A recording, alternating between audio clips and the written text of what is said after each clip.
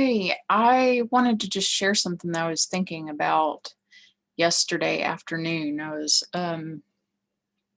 just contemplating some conversations that I'd had recently with people who have similar backgrounds to me. And if you don't know a lot about my story, then you can read some books that I've written or my blogs and just delve into my sordid past.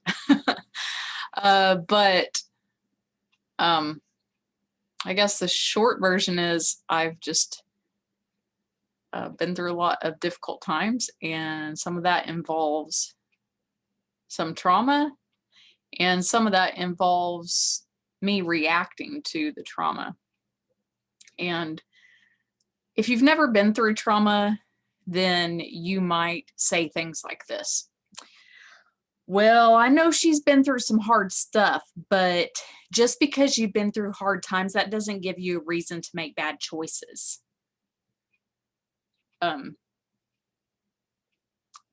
while that is true, I would encourage you to be careful about saying things like that, because if you haven't been through things that are difficult, then it's just always a good idea to be careful about making judgmental statements, because it could come back to bite you if you go through something that's really difficult. Because then what happens is the trauma sort of feels all consuming.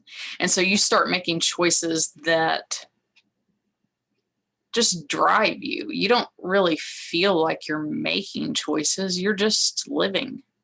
You're surviving is what you're doing. And at that time, now, of course, when you're looking back in hindsight, you don't see it that way. But in the moment, when you're just trying to get through one day at a time, you don't feel like, well, let's see. Oh, let's wake up and have my coffee. And I think today, what should I do? I think I'm going to make about 5 more bad choices. Sounds good. Maybe I'm going to start out the day. I think I'll make 3 good choices. And about noon, I think I'll start making bad choices. I mean, there really aren't that many people who go through their day that way. I'm not going to say there aren't any, but I don't know people who do that. Most of the time, when you go through something really traumatic and you legitimately have PTSD, and it just changes the way that you view everything and the way that you live. When we use the word survivor, meaning that you made it through something really bad and you made it through to the other side, and like it's a triumphant word, but I don't know. I mean, sometimes for me, I don't even really like to talk about myself that way, because I just, when I use that word, I think about things like,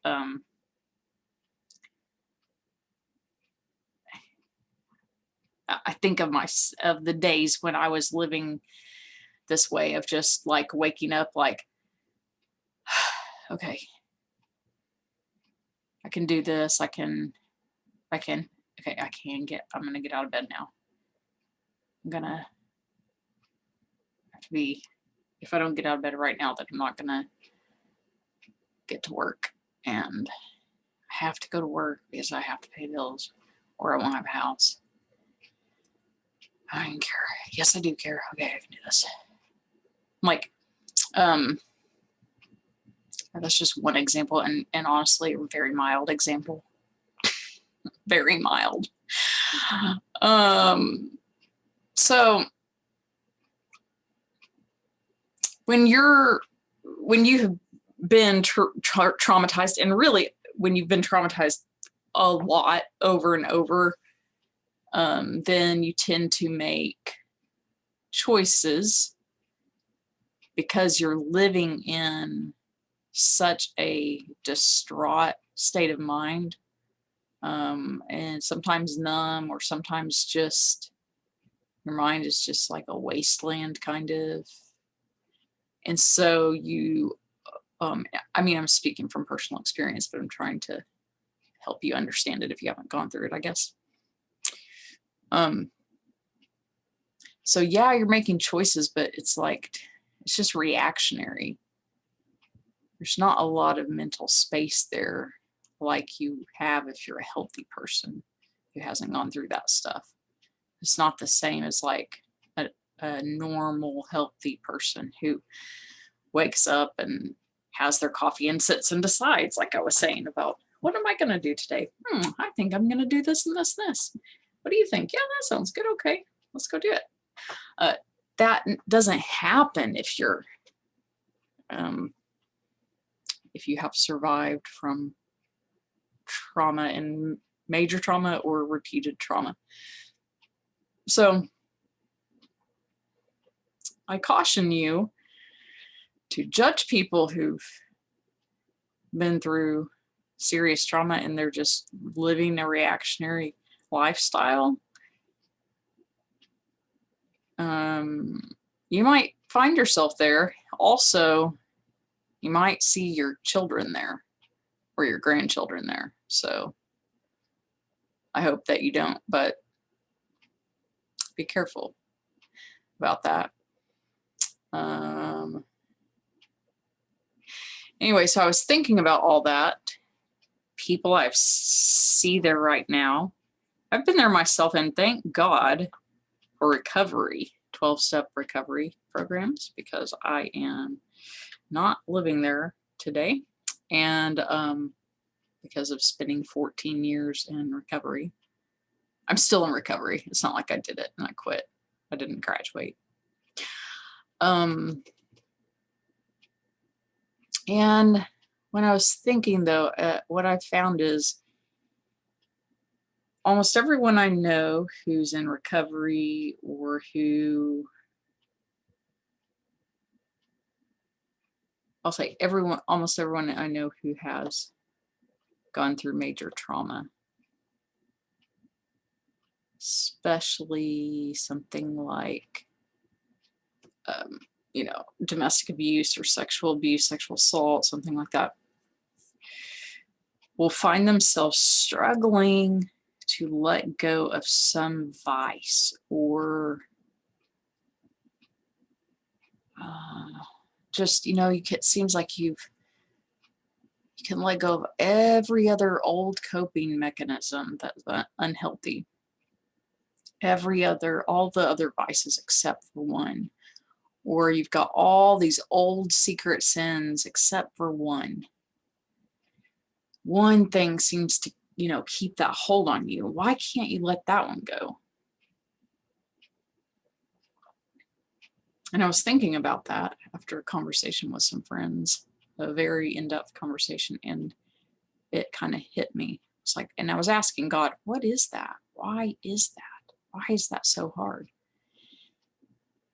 And I thought about chains, like those being, why are we holding on to chains after you've already broken chains for us?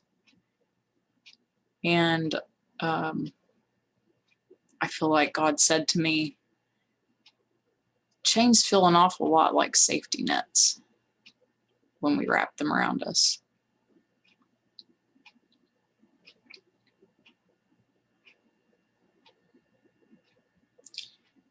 And that felt like really true for me.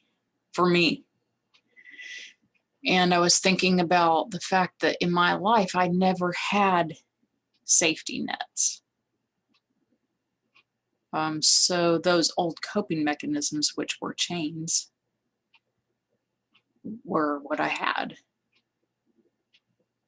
So that really made sense, that chains felt an awful lot like safety nets. So maybe that will help someone today.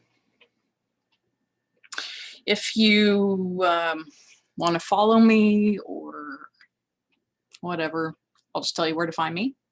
You can find me at gratitudecup.com. have a podcast, Gratitude Cup the Podcast with Bethany Wallace. There are some books, etc., etc. And let me know how I can pray for you. You can actually just fill out the contact form on my blog page or send me a comment through one of my Facebook pages, and I will definitely pray for you. Thanks.